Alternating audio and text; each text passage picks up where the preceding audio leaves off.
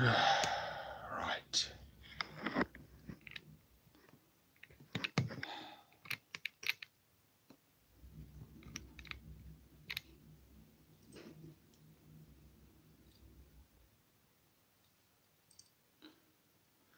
Okay guys, I am back. Yes, we are back.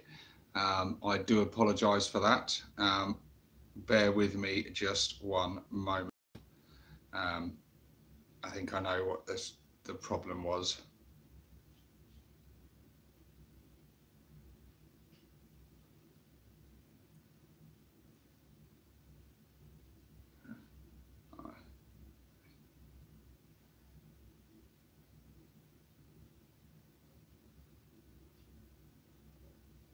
Right. Okay, so I'm hoping we don't drop connection now. Should be okay. I kept getting calls that it was interfering with the signal, so yeah, it's annoying because it dropped the signal and sort of mucked up the thing. So the link that everyone was waiting on now, and I've been promoting all day to get people ready, is now sort of, I'm going to end up with 2 videos out of this, so I'll probably delete the first one that we were all in a moment ago. So this will be the live video. So yes, so back again. That was annoying because it was going quite well as well. But anyway, guys, the dramas of live videos. So we are back. So Ork news, let's get to it. Like I said on the previous video that went down and had technical difficulties with, a lot of the news I'm going to share with you is a lot of stuff that you probably already know, some of you anyway, some of you might not know it, and if there is some new stuff, then all good. So let's take a look. There's just so much to cover, and the reason I'm covering it like this in a live video is because I had a video lined up, planned, ready to sort of talk about various bits of news and things, and one piece in particular, but I'll be honest with you guys, I was exhausted. Work has been tiring lately, family life and everything. It's just been exhausting and getting on top of me a bit, and trying to maintain the schedule that I've been doing lately with like 1 video a night covering, you know, Ork Rumours, Ork news, all the Orktober stuff has been, yeah, really tough. Seriously, never before has your intro been so perfectly fitting. Yeah, it's been frustrating. So yeah, nothing ever goes right or smooth, does it?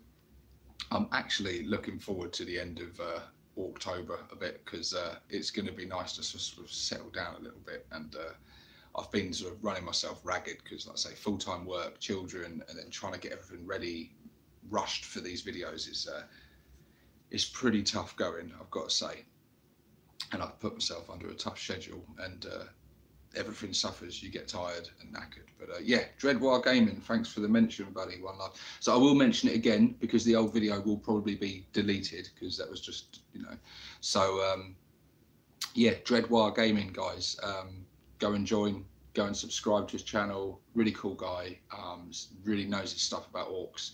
And yeah, spoiling you. Yeah, I am spoiling you, mate. But, yeah, good guy. Go out and check out his channel, and more orky goodness. Here comes Orktober. Yeah, yeah. It's been a bit of a drought to start with. Virtually nothing. We had some leaks sort of before October. Then Orktober started. And we had sort of virtually nothing, and we were sort of chomping at the bit. And now they seem to have gone into overdrive, and Skarner, and yeah, so now there was just kind of, as I was making my thumbnails and editing the video together and having it ready to launch, I'm like, this is going to be old news now because they've been releasing new news, and it's just so much.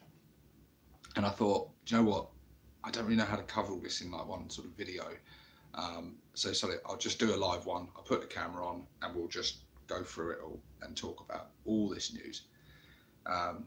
Skarner's getting some paint on Ard Boys. I was doing that last night a little bit. I had a yeah, bit of a painting session, working on my kill team slowly. I've got the green skin on them, the base coat anyway, and just started applying some yellow for the armour. But it's going to be a long process because I am a slow painter. So, where do we start with this Ork news? Let's start with the really exciting stuff. The really exciting stuff, as far as I'm concerned. So,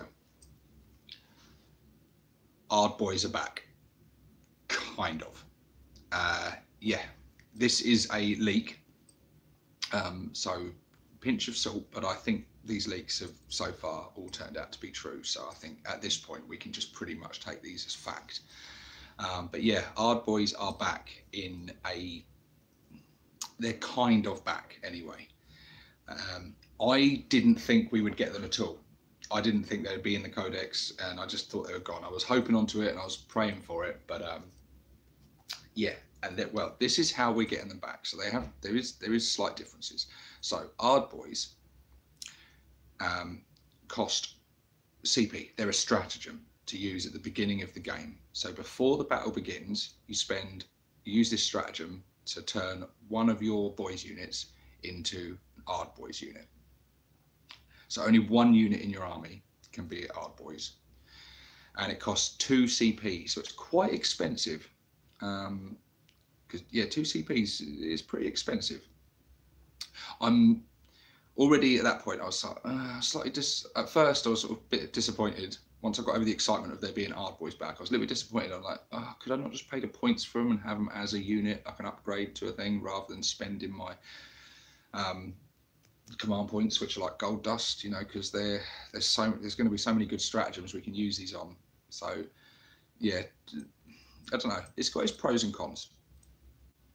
But it reads, Ard Boys, 2 CP. Use this stratagem before the battle. Select one boys unit from your army to become an Ard Boys unit. Change the save characteristic of models in this unit to 5+. Ard Boys units can only mob up with Ard Boys units.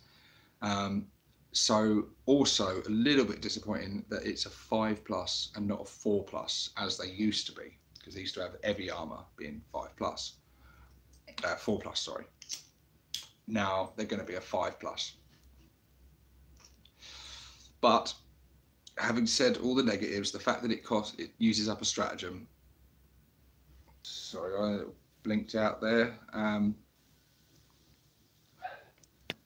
Let's get rid of that. There we go. So yeah, the fact that it costs a stratagem and that it's a 5+ and not a 4+ is disappointing. But on the plus side, Ard Boys are back. Ard Boys are back, and that is brilliant because I have a unit of shooter boys that are sort of kit bashed and customized to look like Ard Boys, and I've just been using them as boys, and it's always felt a bit disappointing because they were always designed to be Ard Boys and be my sort of unit grabbers and be a little bit more resilient than my standard boys. And yeah, brilliant. And it makes sense for my army being Bad Moons, fluff wise and stuff. I see my shooter boys as being they're like the elite, not the elites, but they're the true Bad Moons. They're the ones that are rich enough and tough enough to get themselves a decent shooter, decent armor, and look flashy as possible. Whereas all my slugger chopper boys, to me, they represent like the youths. They're like the lowest of the low, you know, just above grots in terms of the pecking order. So yeah, there's really cool news. Also, on top of that, Goths, just Goths, mind, not any other clan, but Goths get access to Scar Boys. This is really cool because there's a unit I did not expect to see back. It probably even less so than Ard Boys. I didn't expect to see either of these back. And just like the Ard Boys, this is also a stratagem. But this one only costs 1 command point. And in my opinion, it's probably tactically a lot better. It's so I'll read through it. Scar Boys, 1 command point. Use this stratagem before the battle. Select a Goths Boys unit from your army to become a Scar Boy unit. Change the strength characteristic of models in this unit to 5. Scar Boy units can only mob up with other Scar Boy units. that is brutal. So you've got strength 5 boys. They're knob strength. Sounded wrong. But yeah, strength 5 boys. That means they're going to be just as bog standard. They're going to be hitting and wounding Space Marines on 3s. So yeah, brilliant. Yes, Dreadwell Scar Boys are veteran boys who haven't quite bulked to knob size yet. Yeah, I mean, I probably would have expected them more to be toughness 5 rather than strength 5. Being Scar Boys, that they're a bit more resilient and battle hardened and just a bit tougher. But hey, that's cool, and it makes sense for Goths as well to have Scar Boys and more brutal orcs. It's a great way to represent that the Goths are the toughest and strongest. Now that combines in with as well, Goths, when they're rolling 6s, their clan trait now, getting those extra attacks in close combat. So these are going to be some savage boys. Scar Boys are going to be very cool, and I can't imagine for one command point any Goth player not taking that stratagem straight away. I think for a Goth player, they're a must. They definitely are a must. So I do agree. This is Dreadwild Games says, I do agree Snakebite should also have Scar Boys though. Yeah, agreed. Perhaps they will get something similar. Who knows? We shall see. So yeah, that's some really exciting news there anyway on the leak front. Then we get on to the rest of it. I'm getting all the best stuff out of the way first here. So this will be one that Skarner will want to listen to. I don't know anything about the points yet, Skarner, so it might still be ridiculously overcosted. But the Stomper is getting a buff. It needs it badly. The Stomper's Death Cannon has now improved. It's still range 72, what it always was, but the shots now, rather than D6 shots, it gets heavy 3D6 shots.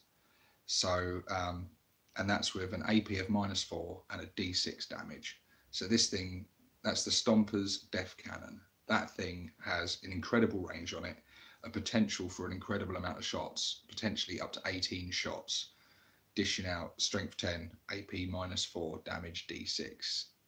So yeah, that's much better. Just in the terms of firepower, going from D6 shots to 3D6 shots is not to be sniffed at. And then also its Super Gatler is range 48, heavy 3D6, strength 7, AP -2, damage 1. And let me just have a look in the index and see what it currently is, because can't quite remember how that has improved. I think again it might be the amount of shots. So the Super Gatler, yes, it's gone from heavy 2D6 shots to heavy 3D6 shots. So the Stomper, with both its Death Cannon and Super Gatler, is now going to be kicking out a lot more firepower, and good firepower as well. You know, this is some serious stuff. Strength 7 and strength 10 shots with armor penetration and multiple damage. Good stuff. But having said that, although that does improve it, it still would not be worth the 900 odd points you're expected to spend on that thing. So there is that. Then one for me. This has made me. Next one has made me smile. Gorkanaut. I love my Gorkanaut. I love the model. It's one of the favourite models in my army, in the Ork range. I love it. And I know it divides opinion. Me and Skarner have discussed it before. He's not a fan of it. I love it. And it's a good unit in certain situations. But currently it's a huge point sink. And it just doesn't compete. I've had it on the table up against Magnus, who's very similar points. But Magnus and a Gorkanaut, Magnus like pisses over it in terms of abilities and, you know, value for points and the damage he can put out and the buffs he can give. It's just incredible. And he can, you know, he makes the Gorkanaut look like shit. And it's just not very reliable. It's got a potential for a good amount of Dakka and stuff, but it's very random until now. It's great in combat, absolutely savage in combat. That's if you can get it there though, because it's a bullet magnet, this thing. But anyway, let's go. So the Gorkanaut's Deathstorm Mega Shooter is range 36, and it was heavy 3d6. So it had the potential for 18 shots, but it also had the potential to have 3 shots. So you were averaging about sort of between sort of 8 and 12 shots, you know, on average dice roll. It's not bad. Now it's just heavy 18. You just get 18 shots. And it's just great. It's strength 6, AP -1, damage 1. So it's just you're not rolling the dice anymore. You just get it's the equivalent of rolling 3 6s every time and getting 18 shots. So yeah, the Gorkanaut now is spitting out a reliable amount of Dakka, and playing Maths Hammer, firing out 18 shots, you're going to be getting 6 hits on average. 6 hits. It's pretty damn good. It's pretty damn good. And then those hits are going to be wounding most things on 3s. Yeah, I love it. I love it. My Gorkanaut is going to get a lot more playtime now. So yeah, that's really cool. Then we've got a bit of bad news, depending on how you take it. We are losing big guns. I always thought this was going to happen eventually, because we had the big guns for a long time, like cannons, lobbers, and zap guns. And then they brought out the Mek guns with the bubble chucker and the custom mega blaster and the smasher gun, etc., etc. And they were just sort of like an updated version of them, but they still kept the big guns. You had Mek guns and you had big guns, but the big guns weren't big compared to the Mek guns. They were small, so a little bit confusing. But yeah, basically they're really old sculpts now, really, really, really old sculpts. And so if they weren't going to update them, then I can totally see why they've got rid of them, because they kind of, although some people will mourn their loss, I'm sure, because they're pretty good. Cannons are very good. I know a lot of people like the lobbers. It's handy to have that indirect fire and stuff. But yeah, I've seen the conversation in the comments there, people asking where the source come from. And yes, like usual, this stuff is from Kirioth. The stuff I'm telling you today is all from either from Kirioth, leaks wise, or from Warhammer community site, which we know is true. But so far, anything from Kirioth's source has turned out to be true. So like I say, this may be tweaked slightly. It might not be true. It's not 100% certain, but I'm pretty confident now just to read these out, and you know, we'll go with the fact that these probably are true. And you can see why these guns are going to go now. So it's going to be a shame to see the back of cannons, lobbers, and zap guns. But I can see why. If they weren't going to update the models, Mek guns just fulfill that role now anyway. So yeah, they're going. In regards to Mek guns, there's been a change to the bubble chucker. The bubble chucker currently has no strength, amount of shots, AP, and damage. You basically take it in turns with your opponent. You roll the dice and then you take it in turns with your opponent to apply. Choose one for each stat. And that always felt a bit weird to me. I've never played with a bubble chucker, but I've seen in the stats and I thought, God, that'd be horrible, because most time you're gonna have a mixed result on the dice, and when it's your player's turn to assign a dice to one of the stats, they're going to assign it to strength. Like if you roll a 1, they're going to assign the 1 to strength, or they're going to assign the 1 to the amount of shots. So it's nearly always going to be crap. Now they've changed that. The bubble chucker is now heavy D6, strength D6, AP D6, and damage D6. So it's still not going to be, I don't think, probably the most competitive Mek gun, but it's probably going to be the most fun, because it's just going to be crazy. It's going to be random as fuck. And if you do roll 4 6s, then you are laughing. It's unlikely, but stranger things have happened. And you can use your command re-rolls as well, remember. But and then you could equally roll 4 1s and have a heavy 1, strength 1, AP -1, damage 1.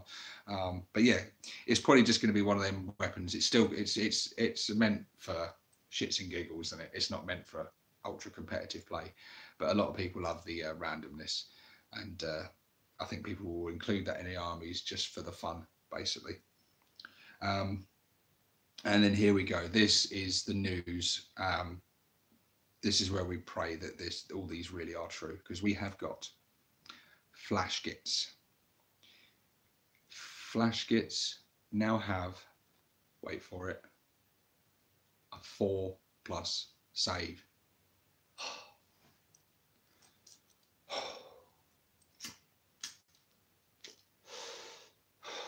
Oh, GW, was that as good for you as it was for me? That was mid.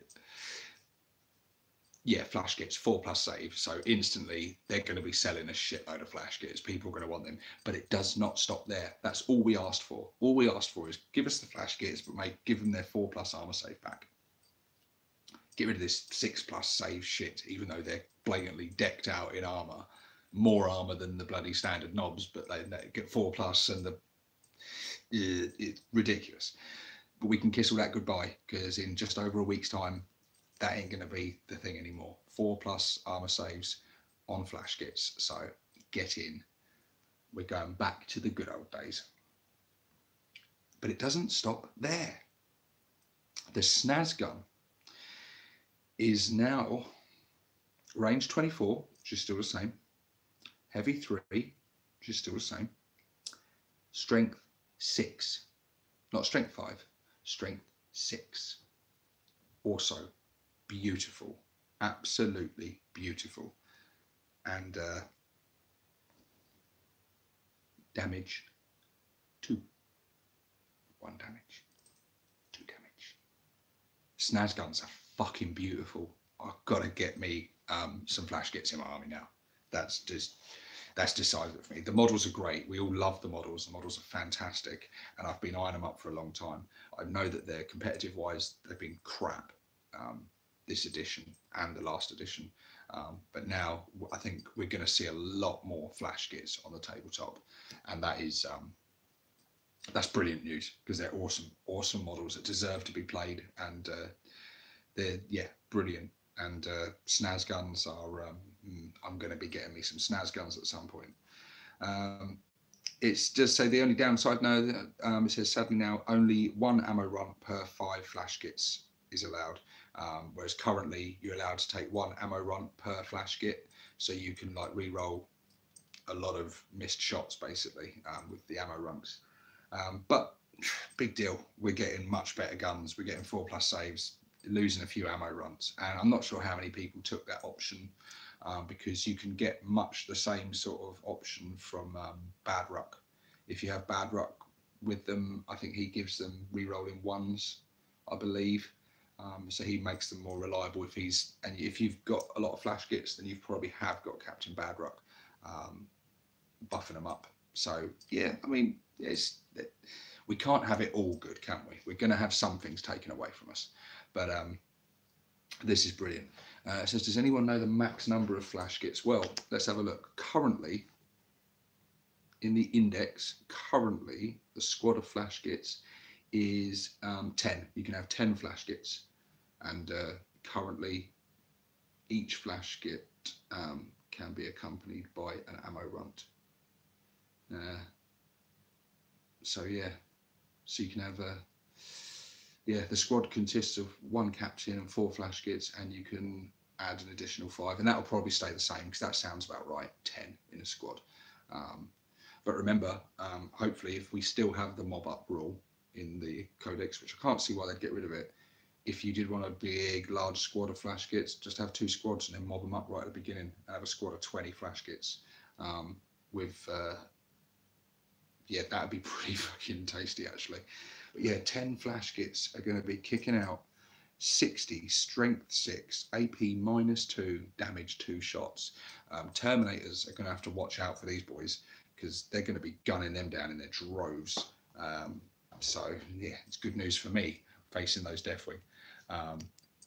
So yeah, really cool. So that is all the really exciting news. because, as I say, it's the reason that all that news is really exciting, because it's the first stuff we've heard that's not based around the vehicles and the buggies and stuff. And that news obviously has been cool. Initially, I was incredibly excited about seeing these buggies and stuff when they started coming out. But then, like, we're six vehicles down now, including like the Deffkilla Wartrike and the Speed Freaks announcement and everything. And I'm not for any second saying that any of that's bad. It's not. Those models are gorgeous. The game looks like good fun. I'm sure it'll be good value. And in a minute, we'll go over the stats of some of these vehicles and stuff and talk about some of their abilities, which do sound awesome. But I was getting a little bit tired of these buggies and things. I was like, for my army personally, they're not really going to fit the theme of what I'm going. I'm going shooty and stompy. That's the theme of my army. I want lots of cans. I want lots of death dreads. I want Gorkanauts, Morkanauts, potentially a Stompa, Flash Gitz, Mega Knobs. I'm collecting Bad Moons, so I want them to be kitted out of all the snazziest guns and heavy armor, and and having buggies. It just aesthetically, as a themed force on the table, I wanted to kind of have an overarching theme to the army, and buggies and stuff in there for me just thematically don't really fit the army. Competitively, yeah, they definitely will, because what I'm reading is tempting me, put it that way. Certain ones of these vehicles definitely tempting me.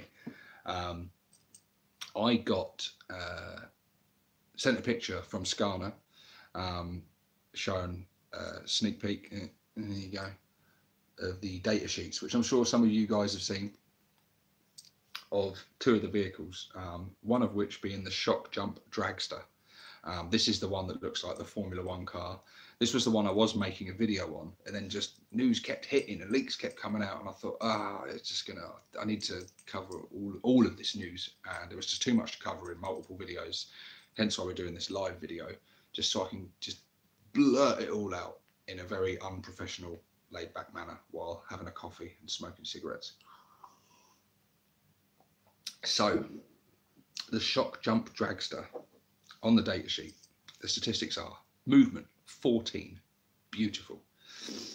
Weapon skill, you have to excuse me because it's quite blurry, but weapon skill 4+, ballistic skill 5+, standard. Strength 5, toughness 6, wounds 8, I believe, 4 attacks, leadership 6, 4+ save. All sounds just right, sort of, for a buggy, sized vehicle and stuff. It's bloody fast, 14-inch movement. And this thing comes with the, I can't remember what the weapon's called because I can't quite read it out here. Let me see if I've got it on the, but it's a nasty ass weapon, I'll tell you that. Let's find it. Here we are, Shockjump Dragster. The custom shock rifle. This is its main gun. It's range 24, assault 2, so it's 2 shots, strength 8, AP -3, damage D6. So nasty gun. But what makes this thing so beautiful? It does have a, if you roll, this thing does kick out mortal wounds, which often has special. If you roll 1 or more unmodified hit roll of 1, then the bearer suffers 1 mortal wound. So kind of custom mega cannon, mega blaster style, it can be dangerous to you. But what makes this thing really fucking nasty is that it's got a grot gunner, which gives it a +1. It's also got a targeting squig, which gives it another +1. Let me just put this into context. In an orc army, we are hitting with this gun on a 3+. Just let that sink in for a while. 3+ ballistic skill for an orc unit. When I saw it, I'm just like, okay, instantly this vehicle. We're not talking leaks now either, by the way. This is all stuff straight from Warhammer community side, which I'm sure you guys have already read. But and this is the one they painted up in Bad Moon colours. So if the clan traits that have been leaked are to be believed and turn out to be true, with bad moons re-rolling ones, this thing is hitting on threes and re-rolling the ones. That's Space Marine shooting with an Assault 2, Strength 8, AP -3, D6 damage weapon. This thing is a tank hunter like nothing else in the Ork army. That's beautiful. And it doesn't stop there, because this thing gets even better. What hits on a 3+? The Shockjump Dragster buddy with its custom shock rifle. But that's not where it stops. Also, does the 2+ mean it triggers Dakka on a 4+? I doubt it, because no, it won't, because the Dakka rule, I think it specifically said unmodified rolls of 6. Otherwise, it would get a bit ridiculous. That probably would start to be overpowered there. So yeah, it's unmodified rolls of 6. But yeah, you're going to be getting those extra shots, and those, if you do roll any 6s, and those extra shots will themselves still be hitting on a 3+. So these Shockjump Dragsters are going to be very popular for shooty Ork armies, I think. And if you're coming up against armies with dreadnoughts and tanks and stuff, you need a few of these bad boys, because they're going to fuck shit up. With that maneuverability as well, 14-inch movement, they're going to be like a great unit for just swooping in and taking out any troublesome tank units. You know, anything you need to shift, these are going to be they're going to do the job. Especially, like I say, in a bad moon army, re-rolling ones. Then also, it says here, where the Shockjump Dragster really shines is its incredible, if unpredictable, mobility. Roll a 4+ on your advance roll. So if this thing advances, and you roll the dice to advance, if you roll a 4+, it will teleport to another spot on the board.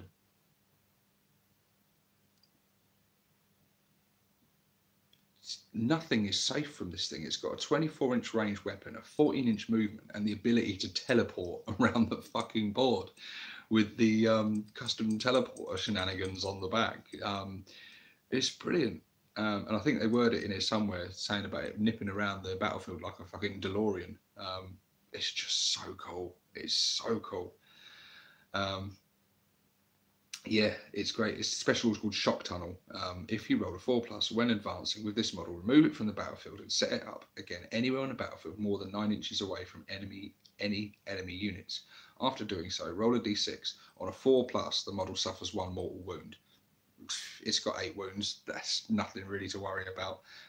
So yeah, Shockjump Dragster competitively, and certainly from my army, fits the bill. I'm just like looking at this thing, wow, that would be fantastic.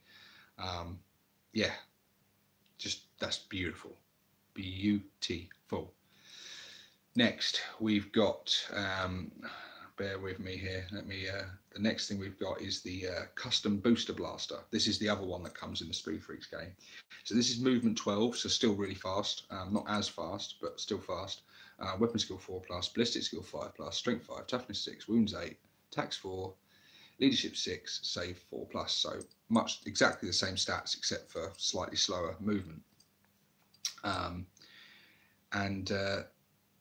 This has a grot gunner with a grot blaster. Yeah. But it also comes with, sorry guys, the picture's really small. It also comes with the rivet cannon, and the exhausts. So let's take a look at this thing. So yes,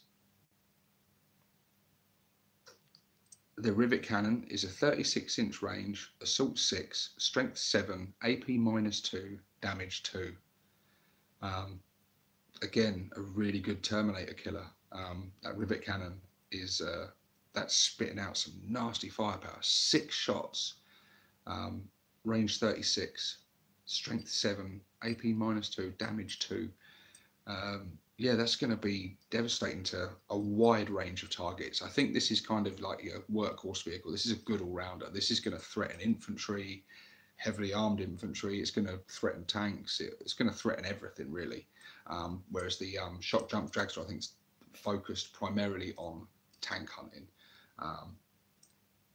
It also comes with a burner exhaust, which is range 8, assault D3, strength 4, damage 1, and this weapon automatically hits its target. So it's just like a burner from like the burner boys use. It's good to have up close and personal. It comes with stick bombs, and the grot in the side's got his little grot blaster pistol, which I think is hilarious that they've actually bothered to include that. That he's going all ghetto style, doing like drive-bys, like bam, bam, bam, bam, bam, out the side, and probably achieving nothing with it, but it's cool, adds to the flavour. And it says you can use it to ram people. It's got the ram, you've seen like the sort of snarling drill that it's got at the front with the big spikes. It says each time this model finishes a charge move, select an enemy unit within 1 inch of it and roll a d6. On a 4+, that unit suffers d3 mortal wounds. So yeah, really good all-rounder. This is one you're going to want to sort of get in up close and personal, burn people with the burner, ram them, dish out the mortal wounds. Yeah, it's just a really good all-rounder vehicle. I think this is probably the one that fulfills the role of the old buggy, but like on steroids, basically. It's sort of like the combination of the old buggy and the Scorcher put together and fucking turbo boosted, basically. It's when you think what we had before, just had like, you know, a thing of a twin link big shooter or something. This is a proper big shooter. Then what have we got? We got the Rukkatrukk Squigbuggy. Yeah, someone there just saying about also it blows up on a 4+. You are correct, so I missed that bit there and scanning through. Yeah, also when this thing explodes, unlike most things that explode on a 6+, this explodes on a 4+. So again, this is definitely your vehicle to ram in up close, get it in amongst the enemies, burning and shooting and stuff, and then if it does die, it's going to blow up and take a whole load of them out with it. So we've got the Rukkatrukk Squigbuggy, which has a huge variety of weapons. You've got the heavy squig launcher, which has a whole load of different profiles. So you've got the bile squig, which is range 36, assault 2d6, strength star, AP nothing, damage 1. And it says this weapon always wounds on a 4+ unless it is targeting a vehicle or Titanic unit, in which case it wounds on a 6+. So a good troop killing weapon, basically. Always wounds on a 4+. Going to be good, especially against tougher enemies. If you're firing this into like Death Guard and stuff, like toughness 5 things, you're going to be wounding them on a 4+, with 2d6 shots as well. So that's pretty cool. Then we've got the bitey squig, range 36. They're all range 36. This is assault 2, strength 5, AP -3, damage 2. And I believe they do list this in here again as a really good Terminator killer, shoving in the bitey squigs. And then you've got the boom squig, which is as cool as it sounds. Assault 2d3, which is really good actually. It's a lot better than d6 because you're always guaranteed 2 shots minimum, with a potential of 6 shots. Strength 6, AP -1, d3 damage. So yeah, they're both quite similar there. The bitey squig and the boom squig. Boom squig, yeah, a little bit more random with its random shots, random damage, but has the potential to cause more damage. Doesn't have the AP though. And then I think it's the driver or the passenger on this Rukkatrukk has a shotgun. We know what shotguns do.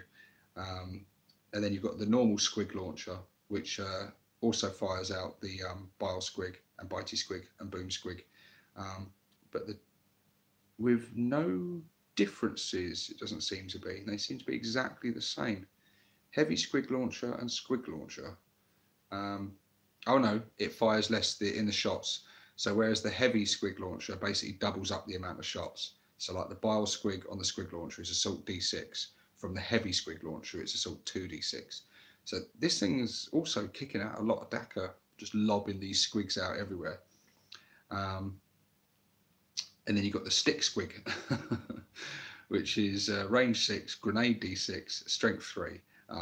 It's just basically a stick bomb, but they've got stick squigs. And you've got your saw blades. So this thing fights in melee with +1 strength, -1 AP, and 1 damage. And then also, it's also got the mine squigs, which you can lay, and they have the potential to cause mortal wounds to anyone going. So this Rukkatrukk Squigbuggy, again, can take on a variety of different targets with its squigs, with a good range, 36-inch range. It's going to be, I think, a little bit more of, although it's got the saw blades and stuff, I don't think this is going to be quite so much one you want to get in the thick of the action. I think you want to keep it back a bit and sort of round the flanks and stuff, sort of harassing enemies, and also dropping squig mines on objectives, and protecting area of denial sort of things, dropping that, if you know, right in front of, if you've got an enemy advancing towards you, drop your squig mines. They've got a choice. They have to go the long way around it or go through it and take their chances and take the damage. So yeah, quite cool, and a very cool model as well, the Rukkatrukk Squigbuggy. Really random, it's just crazy, mad orkiness. We've got then the Boomdakka Snazzwagon, which in my opinion has the coolest name of any of the vehicles. This comes with a big shooter, grot blaster, the Mek special, which is the big fucking chain gun thing you see on the top, and burner bottles, which Molotov cocktails basically. So you've got your big shooter, we know what those do. We've got your grot blasters, we know what those do. But the Mek special is 24-inch range, assault 9.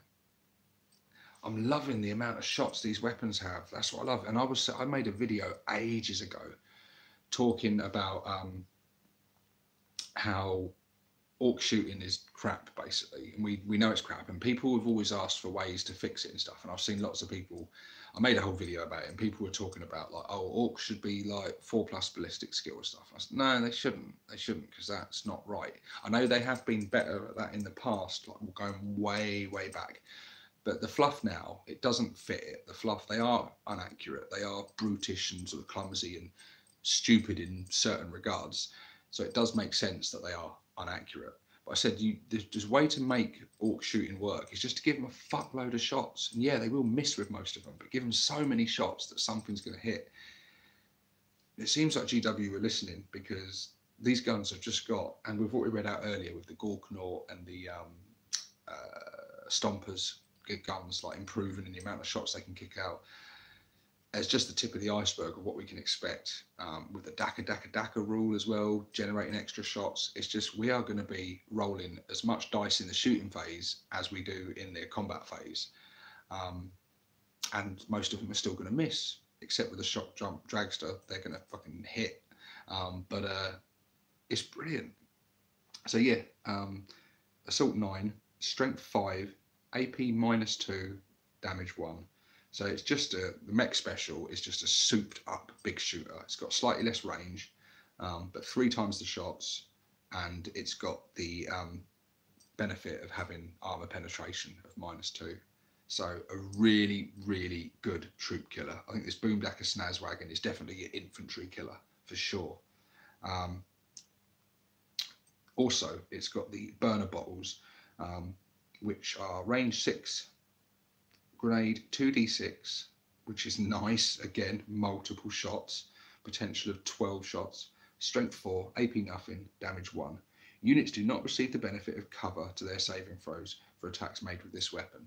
So yeah, this is just a great infantry killer, and also doubles up as killing any, like Tau are not going to like this thing. If you're taking this thing out against Tau, Fire Warriors hiding in cover, all these sneaky bastards, especially things that get bonus to their cover saves, like if they get a +2 for being in cover and things like that, they can be really hard to shift. Things like Elder Rangers and stuff, and snipers and things. You take this thing round, lob a Molotov in the window, and say goodbye to them. It's pretty good. I like it. And also it brings back a really cool rule, bellowing fumes. Subtract 1 from hit rolls for attacks made with ranged weapons that target this model. So with all the Molotovs and stuff on board being lit, the smoke's bellowing out of this thing, it's got a smoke screen, and yeah, it makes it harder to hit. And that brings back one of the old cool rules that the old bikers used to have, which is really cool. What else have we got here? We have, yes, the really cool jet one, the Megatrakk Scrapjet. So the Megatrakk Scrapjet is a truly vicious Ork vehicle, excelling at scrapping enemy tanks or turning foes into coleslaw with its drill. So yeah, this is the jet with the wings snapped off and replaced with tank tracks and tyres. This thing comes with, one of its guns is the rocket cannon. Range 24, assault 2d3, again, really good. 2 shots minimum, 6 shots maximum. Strength 8, AP -2, damage 3. So it's just it's a multi-rocket launcher, basically. And rocket launchers are awesome. They're one of my favourite weapons in the Ork army. I love my tank busters with their rockets, that reliable damage 3. They're great. They're really good, reliable, you know, tank hunting weapons. And this thing's spitting out a fucking lot of shots from its one. And that's just, like I say, that's just one of the guns it has.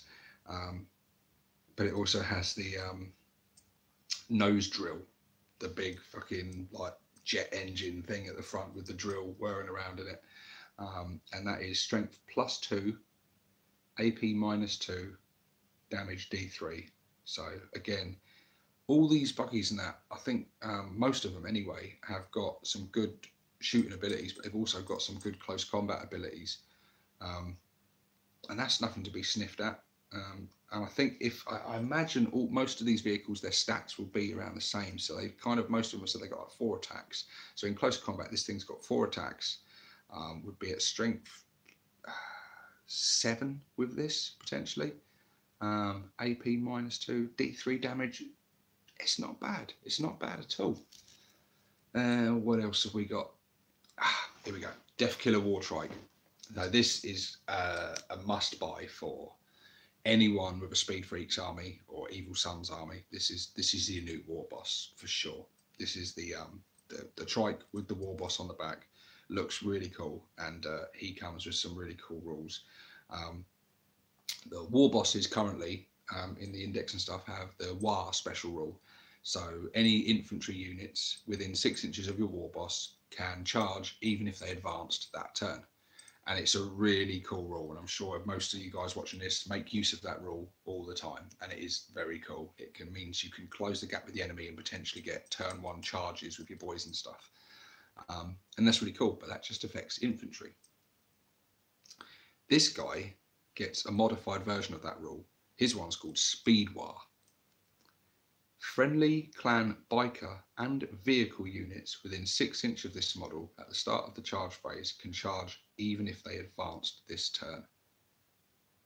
And it does go on to say afterwards that this doesn't just mean bikes, buggies. This means anything with vehicle in its keywords, and specifically state trucks, battle wagons, death dreads, or if you're feeling particularly brutal, stompers. So suddenly your death dreads and your cans and stuff are advancing up the field and then charging, and again potentially getting a turn 1 charge with these guys when this guy's around with his 6-inch aura going off. They're making these really hard to resist. Like I said, buggies and things, they didn't really fit the sort of the look of the army I wanted, but by God, I'm building a can, you know, a dread mob. I'm building a dread mob. And I don't know, maybe it's going to have to be led by a war boss on a Wartrike, I think, because that is just, that's just savage. Having stompers, being able to move, advance, and then charge, it's just, I'm laughing because I can imagine our opponents' faces when we do all this shit to it. So it's just, yeah, just absolutely savage. And then we've also got a stratagem that we can use. So, and it's called Bellowing Exhaust Clouds. Use this stratagem at the start of your movement phase. Select a Speed Freaks unit from your army. Now, I think the Speed Freaks units, so it says Speed Freaks is a new keyword in Codex Ork shared by all the new Ork vehicles and other Orks who feel the call of the Speedwar, like Deffcopters and war bikes. So your bikers, your Deffcopters, and all your different buggy variants this applies to. So use this stratagem at the start of your movement phase. Select a Speed Freaks unit from your army until the start of your next turn. Subtract 1 from hit rolls for attacks made by ranged weapons that target that unit. So how cool is that? It's bringing back the old biker thing in a degree. Like I said, with the Ard Boys and the Scar Boys, they're bringing them back kind of. This is the cool thing about stratagems and stuff, because it gives them an opportunity to, although it's not in the data sheets and they're not exactly like they were, it gives them a way to bring it back in a certain way where we can spend command points on it if we want it. And having -1 to hit just makes your stuff so much more survivable. And yeah, really cool. If you've got a unit that's going to be attracting a lot of fire, that is well worth using that stratagem to make them harder to hit. So yeah, I think that pretty much rounds up all the news. I've probably missed a few bits out, but like I say, Orktober started off with it started off with virtually no news. It was a bit of a drought, and now we've we're getting news hitting hard and fast now. And tomorrow, not tomorrow, the day after tomorrow, pre-orders are going live on Speed Freaks. And the general vibe and opinion seems to be that on the 27th, when Speed Freaks is properly released and everyone's got their hands on it, that is when the Codex and the rest of the buggies are going to be released. Well, not released, sorry, pre-orders will go live for those. So we will be getting them just into the start of November, but we can pre-order it on the 27th, which is really cool. And they did actually state that in the community site, the Codex and the other buggies are going to be all released alongside each other. So really, really exciting stuff. We still don't have word yet on the price of Speed Freaks or the price of any of these buggies and how they're going to be packaged. I assume the other 4 buggies are all going to be individual kits, or they might do them as like double packs where you get like one and the other one. I think they'll probably be individual kits personally. But yeah, there we go. I can't see them being kits. I've seen some people talking about them potentially being kits where you can build like one or the other out of the same kit. I can't see that really, because they all look so different. They really do. They look very different from each other. But I don't know. Maybe I don't know. I guess the Rukkatrukk and the Snazzwagon have some sort of similarities and stuff in the general sort of. But no, I don't think so. I think they will be separate kits. But so there we go, guys. I'm going to take a deep breath now because I've done it. I've covered all the news. It was a frustrating start to the beginning of this video. That was really annoying. Sorry about the technical difficulties and the delay. It means I'm going to have to do a little bit of cleaning up after this and delete the first one, because that would just be a nonsense video up there. But yeah, any of you guys that came in late, obviously this video will be up soon for you guys to watch and enjoy at your pleasure. You did great. Thank you. It's been I am not running at 100% at the moment, I'll be honest with you guys. I'm absolutely exhausted. Work and everything has been horrendous. It's been really, really tough going, so I'm absolutely exhausted. So I guess a lot of you have noticed that I haven't had videos out for a couple of days. I did my giveaway announcement one the other day, but that's all I've done. So yeah. Dreadwall game, well done, Stevo. Hard to hold the green skin excitement in it. It is hard to hold the green skin excitement in, buddy. It's yeah, it is getting hard to resist now. I'm not sure though. I've still got my birthday money burning a hole in my pocket, and I don't currently know what I'm gonna buy. I've got some things sitting in a basket online that I could buy now that are already existing and already out, and it's basically a couple of Mek guns and like a chop kit, because I'm planning to sort of kit bash that thing and make a couple of, I want a battery of custom mega cannons basically, and I want some more mega knobs as well.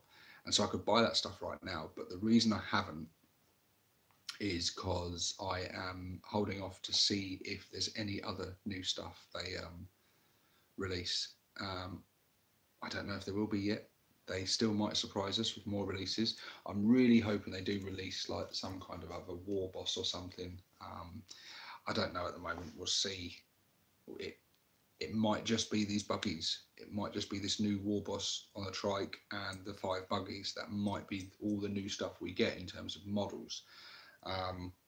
But as we've seen from the beginning of this video, our existing stuff is probably going to be a lot better now. And we're going to get that Codex and our grubby mitts, which is just going to be amazing. So yeah, how excited are you guys? Are you pre-ordering Speed Freaks on Saturday? This is where I expect to see a whole ton of yeses burst onto the screen. And do you intend to get the buggies? Do you intend to get? Hell yes, says Guff Scrap and Death Skulls. And yeah, a couple of no's, but mostly yeses. If I had money, yes. I feel your pain there, buddy. It's only because it's just been my birthday that I've actually got any money. Speed Freak coming my way, yeah. So the general consensus seems to be yes. The reason I'm probably yes all the things. I've got a 1-year-old. Yeah, I've got a 2-year-old, so I feel your pain. And many other older ones as well. So yeah, the only reason I've got any money is because it's recently been my birthday and I've been spoiled and given some money. But yeah, and I was thinking of getting like the Speed Freaks game and thinking of getting some of the stuff to do sort of unboxings and reviews on the channel and things, because it's the new hotness and it's going to be what people are looking out for. But I think there's going to be so many channels doing unboxings. You're going to see so many unboxings of Speed Freaks. You're going to see so many unboxings and reviews of all these different new kits as they come out, that I don't think I really need to do that. I think I just need to buy what I want for my army and cover it and talk to you guys about it. And there's certain units like I think the 2 that are tempting me the most is the Shockjump Dragster, because of that awesome gun. And it's 3+ ballistic skill. It's just that's tempting me, I must admit.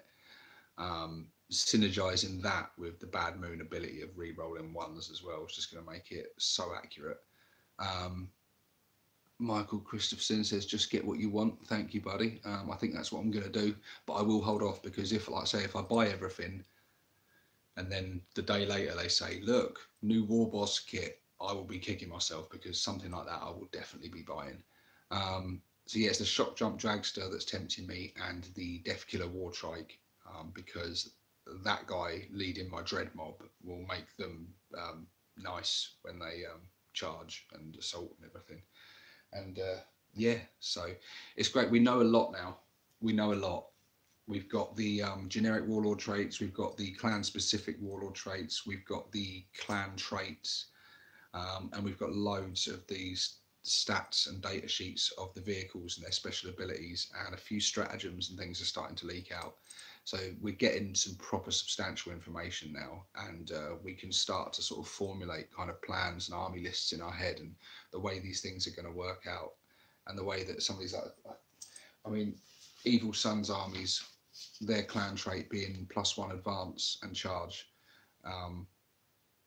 combined with some of those rules we've heard. So you've got the guy on the Deffkilla Wartrike, all your stuff's advancing +1, it's all charging +1, and it can advance and charge at the same time. So you're going to have some really fast moving armies and stuff going there. That's just going to be great. Yeah.